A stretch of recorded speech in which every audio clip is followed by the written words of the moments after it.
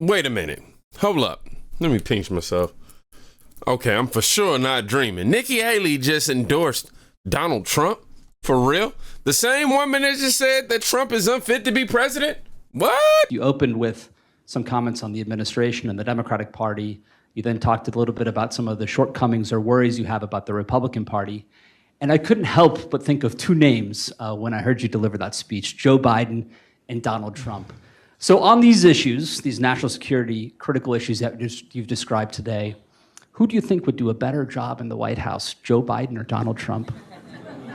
As a voter, I put my priorities on a president who's going to have the backs of our allies and hold our enemies to account, who would secure the border, no more excuses, a president who would support capitalism and freedom, a president who understands we need less debt, not more debt. Trump has not been perfect on these policies. I've made that clear many, many times. But Biden has been a catastrophe. So I will be voting for Trump. Having said that, I stand by what I said in my suspension speech. Trump would be smart to reach out to the millions of people who voted for me and continue to support me, and not assume that they're just going to be with him. And I genuinely hope he does that. Oh no, as I'm watching that and hearing her talk, all I'm saying to myself is, hey, it's too late to get that VP nod. Like, I don't think it's happening for you. You have this history. Well, you know, you was with Trump, then you switched up on Trump, now you over here endorsing Trump. It's like, yeah, I don't want nothing to do with you. You know, I don't know what to believe from you. I don't even know if you genuinely believe this. Her profile is just a disgrace.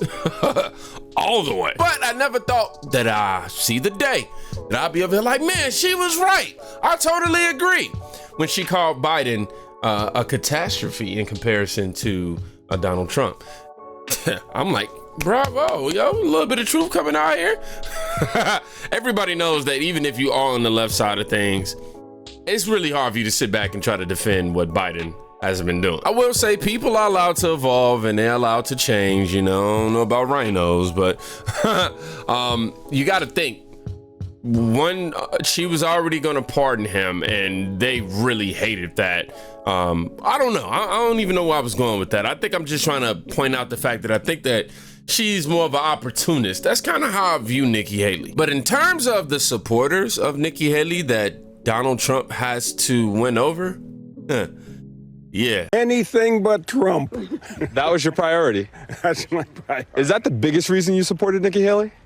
Yeah, I'd say. Because of Donald Trump? Yes, yeah. I would vote for Joe Biden over Donald Trump in a heartbeat. Republican, right? I am. What do you do in that event if he is the nominee and it's he and Joe Biden? What do you do? I vote for Joe Biden. Hi, Nikki Haley. I think Donald Trump is a threat to the well-being of our country. She drops out. Would you be disappointed if she endorsed Trump? She does. I'll vote Democrat. No. That's all there is to it. It's important to me to keep Trump out of office again. Project 2025, I've read it, I've studied it, it's scary, it's frightening. I've lived in a constitutional democracy all my life. I want to remain that way, and I want my grandchildren to grow up in one, not a dictatorship. And I'm curious, over the last two elections, have you voted Trump in the past? Was it something where you voted for him, you trusted him, and you were disappointed? Yes, I voted for him in 2016. I am a registered Republican, and I regretted that vote almost immediately. I respect people being able to have their own opinion. Cool, you don't like Trump? I'm not here to try to be his savior and try to convince you. Like, that's not the thing. But I will say this. Can y'all actually have a real reason on why you don't like Trump other than just literally spewing out talking points that you hear from legacy media, from mainstream media? Oh, he's gonna be a dictator. Now, don't get it twisted. He actually did say that he was gonna, quote unquote, be a dictator for a day, but people completely blew that out of proportion. They made it seem like he said he was gonna be a dictator. How can you be? It's like, no, the man said he was gonna go in there and make sure he clean up house.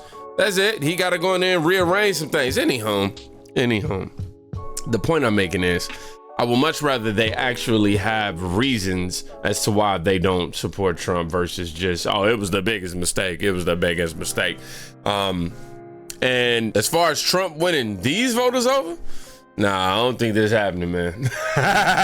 They seem to have their mind made up. They've been hit with the Bidenomics and it has infected them, their whole system. But the best part of all of this is just watching the left, the radical left, melt down over this.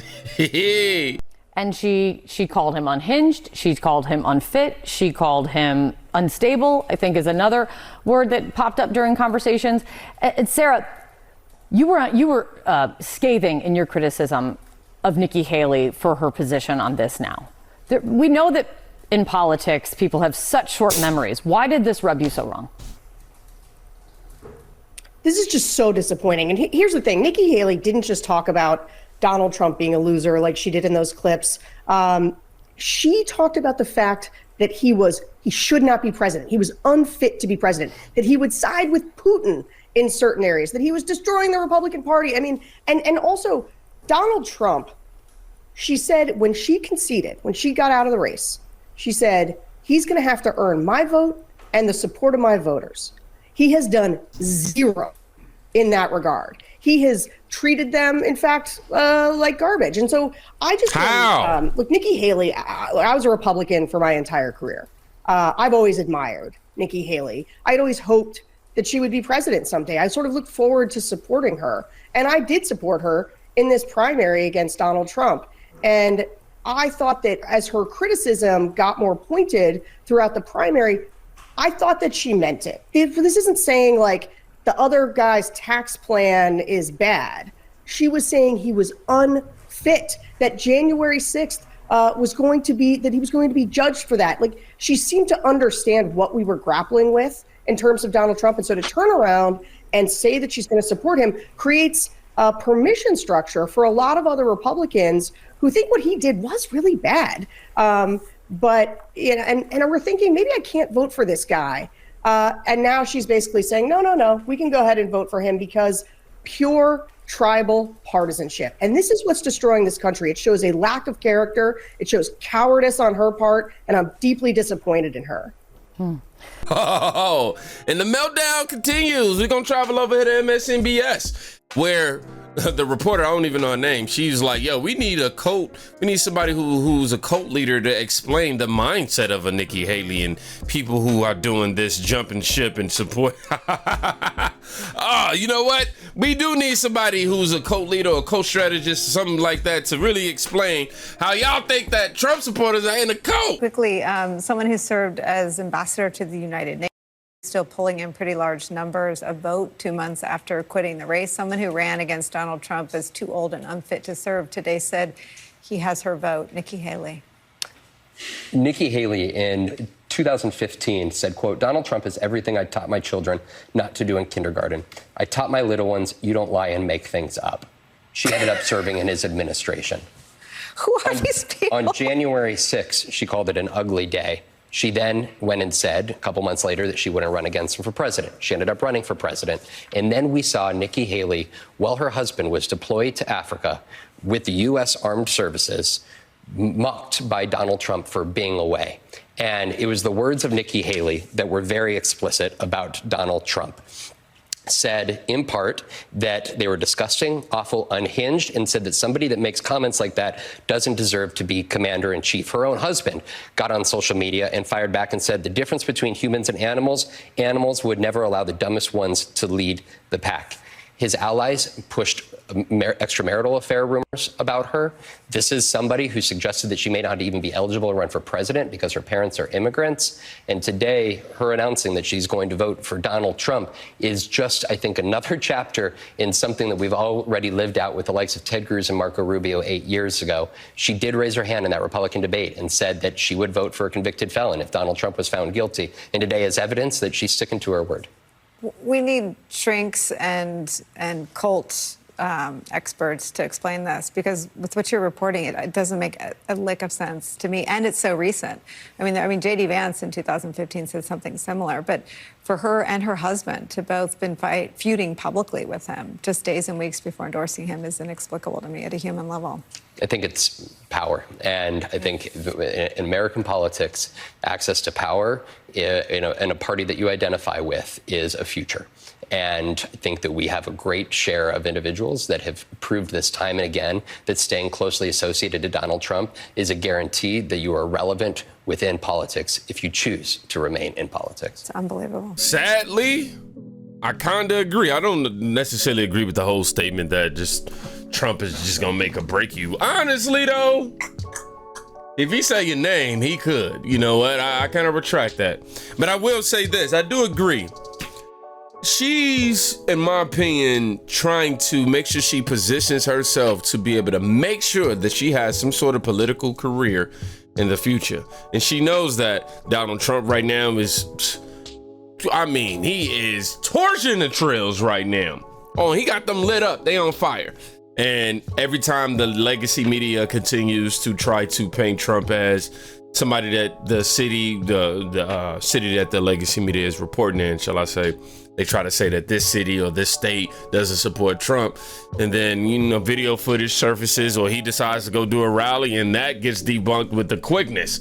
So she's sitting back and she's watching all of this take place and she's going, you know what, if I go against Trump, yeah, I probably won't. It ain't looking too good. You know what? Let me go ahead and endorse this man. All I'm saying is she thinks that Donald Trump is the right president right now, right?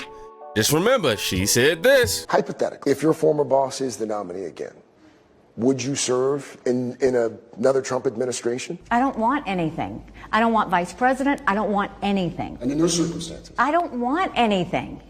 You're missing the point. I've said this till I'm blue in the face. I am running against him, not for him. I am running because, yes, while I thought he was the right president at the right time then, I do not think he's the right president at the right time now. I would love it if he could ask her the same question today. I guarantee you, she's going, you know what, whatever can help push our country forward, I'm with it. All right, no.